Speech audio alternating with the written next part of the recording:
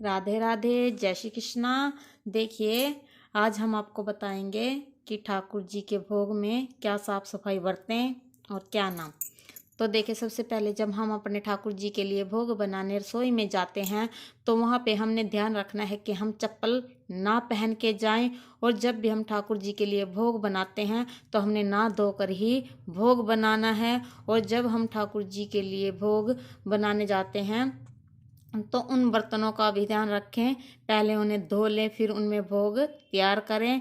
और ठाकुर जी को भोग लगाते समय ठाकुर जी के बर्तन अलग ही होने चाहिए, चाहे वो चांदी के हों, चाहे वो पीतल के हों, और चाहे वे स्टील के हों। जो भी हो, ठाकुर जी के बर्तन हमें अलग ही रखने हैं और अलग ही हमें उन्हें साफ कर देने हैं, क्योंकि हमने उन्हें झूठे बर्तनों में नहीं रखना है। जो हमारे अपने बर्तन होते हैं, हमने उन बर्तनों में ठाकुर जी के बर्तन नहीं रखने हैं, हमने ठाकुर जी के बर्तन भी अलग ही रखने हैं। और जब हम ठाकुर जी को भोग लगाते हैं तो देखिए, हमने एक चौकी ले लेनी है। उस चौकी को हमने पहले साफ कर देना है और फिर हमने अपने ठाकुर जी को भोग लगाना है। जहाँ पे भी हम अपने ठाकुर जी को भोग लगाते हैं वहाँ पे हमने ध्यान रखना है कि वो साफ जगह है या नहीं। पहले उस जगह को साफ कर ले अच्छी तरह से, फिर वहाँ ठाकुर जी को बिठाना है और चौकी लगा देनी है। और फिर ठाकुर जी की वहाँ पे थाली वगैरह लगा के अपने भोग लगा देना है। और भोग लगाते समय इस बात का ध्यान जरूर रखें कि उसमें तुलसी दल जरूर होना चाहिए, क्योंकि तुलसी के बिना हमारे माधव, हमारे प्यारे कभी भोग नहीं लगाते।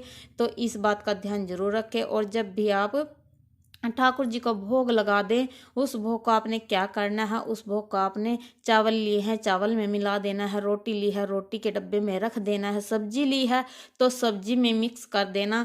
ऐसे ही वो सारा भोग, सारा भोजन हमारा प्रसाद बन जाता है। और जो कोई भी उस प्रसाद को खाता है वो भी अच्छा और स्वस्थ रहता है, क्योंकि भगवान का भोग तो नसीबों वालों को मिलता है।